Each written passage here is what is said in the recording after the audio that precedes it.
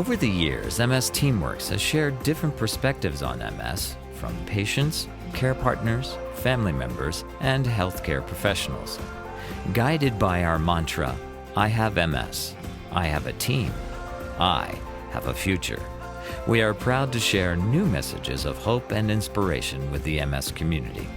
I have MS. I'm on your team. I have a future.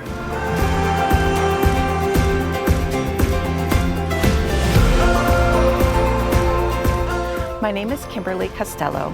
I'm a marriage and family therapist. I'm also a certified sex therapist and a certified emotion-focused couples therapist. And I have been living with MS for 12 and a half years. And how I help the MS community, besides living with MS, is I do a lot of speaking engagements on how couples can thrive with living with MS, how they can have a fulfilling sex life, and how to cope when they're newly diagnosed. When I was diagnosed 12 and a half years ago, I had just given birth. It was about 6.5 months after my daughter was born, and the whole left side of my body went numb. I couldn't swallow, I couldn't write, and I couldn't walk. And I thought to myself, oh my goodness, I'm gonna die. I cannot raise this child. And so the first thing that happened to me was when I got really depressed.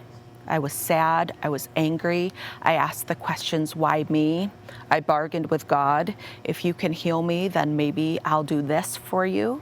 I went through all of those stages of grief. And what I learned from that was a couple of things. Number one, it's really important to talk to your neurologist because I'm not gonna die from MS. I'm fully functional and living fully with my daughter and with my husband. So I needed more information. The second thing I needed to realize was that it was okay to feel what I was feeling. It was okay to feel depressed and angry and ask those questions. What helped me was to talk to my family about them. My husband was fabulous. He sat with me. He didn't make me move from those times. He listened to me. And what eventually happened was I moved to acceptance because I was able to express how I was feeling and I was accepted right where I was at.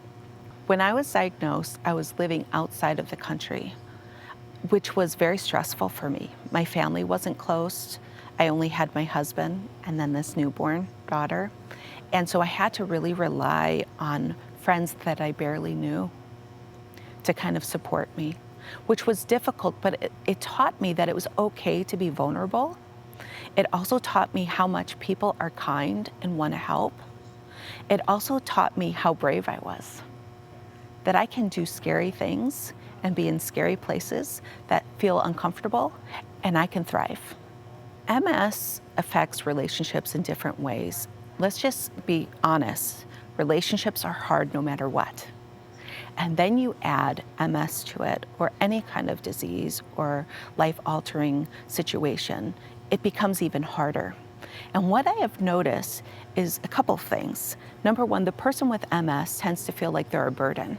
So they hold things inside.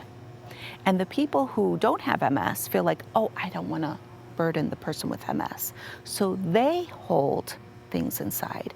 And what happens is both people are living separately instead of pulling together. And research has just shown pain decreases, joy increases when we pull together for support. So when I'm working with clients who have MS, I'm often encouraging them to pull close into their relationships, to share how they're feeling if they're having MS, to tell the person how they're feeling if they're not living with MS, and not to be afraid of that connection. So some of the tips that I would give people who are living with MS is to reach out. We need a team, and you have a team. So go to your neurologist, ask for help. Go to your family members, ask for help.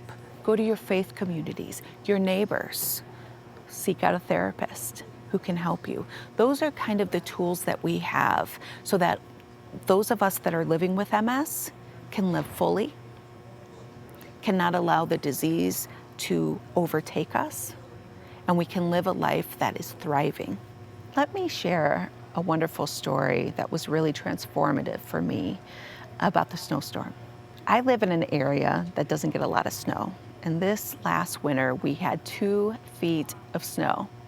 And my daughter and my husband and my dog all wanted to go out and sled.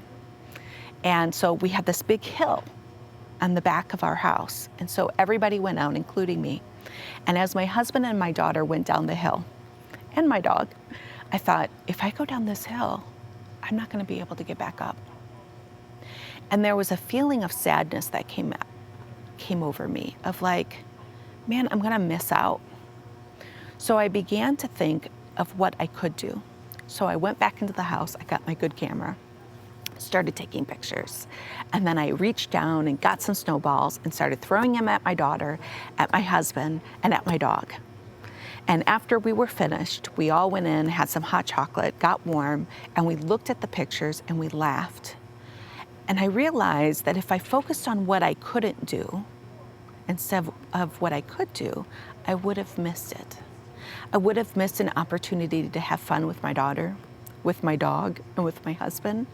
And they were so happy that I was a part of that journey. And now we have memories because I took pictures.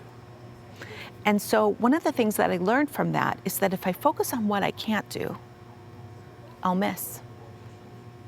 But if I focus on what I can do and kind of think outside the box, I realize that there's a lot of gifts in life for me.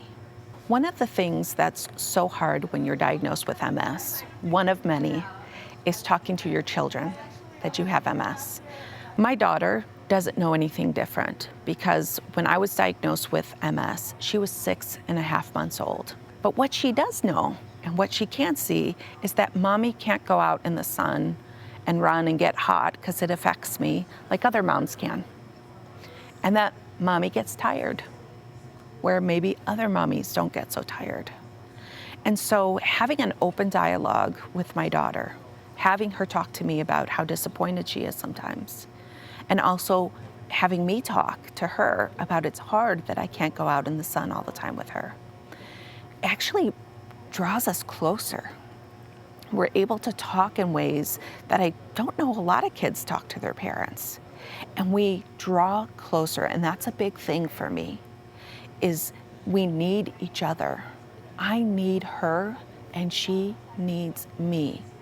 And we need to be able to talk about our struggles, our joys, and we need to join together so that me having MS doesn't stop her from feeling like I'm active in her life, and it doesn't stop me from feeling like I can be the best mom I can be, even though I can't go out in the sun for hours like other moms.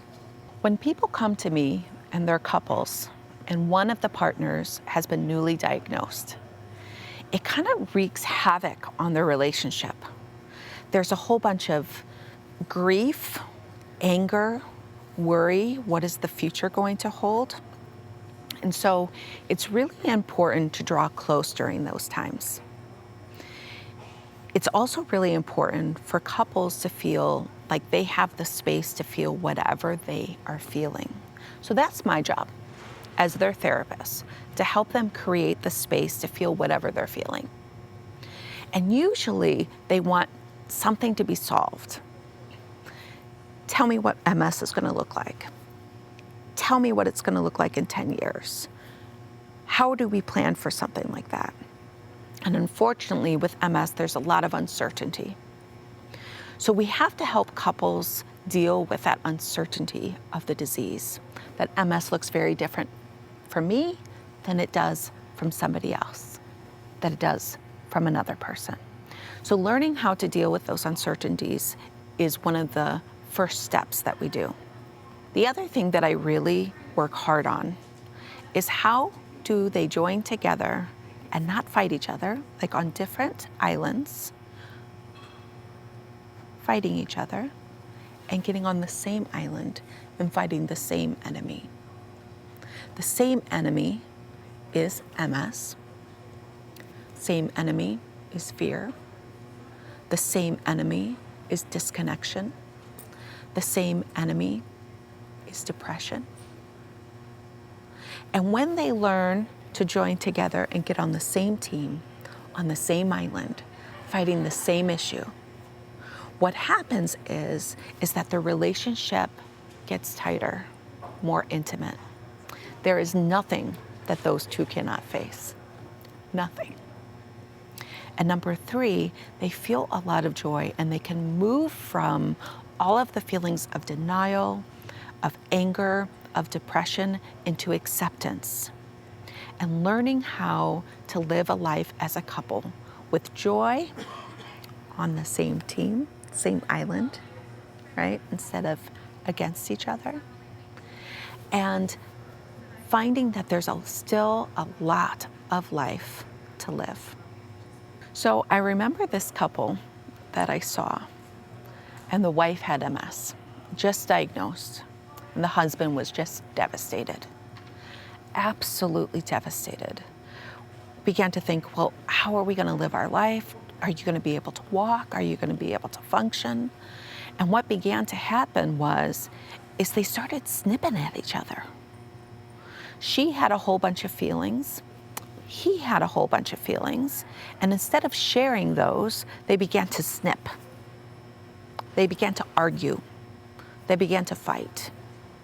He would begin to say things like, well, I guess we can't do this because you're not feeling well. And then she would get very upset because she would feel like that was passive aggressive, right? And so how I helped those two couples is what was the husband actually saying? He was actually looking to her and saying, I miss you. I want to do things for you and with you. And yet I'm feeling like this MS is stealing something from us. So I'm angry, so I'm snipping. And once I was able to help him say those things, I want to be with you, honey. I want to be close to you. I'm feeling discouraged because we can't go here today. And I'm feeling like MS is robbing us. I was able to teach her how to respond to that instead of just saying, well, this is what I've got. I've got MS. Deal with it, honey. Instead of doing that, which would have just pushed him away, she answered and began to say things like, I want to do things with you too. I want to be close to you too. I hate that MS has stopped us too. How can we join together and do something where we feel connected, where we're having pleasure, where MS is not at the forefront?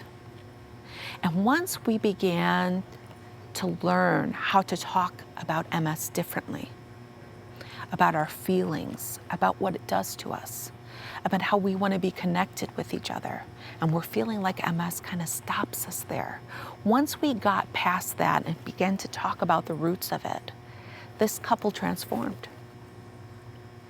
They were able to think outside the box.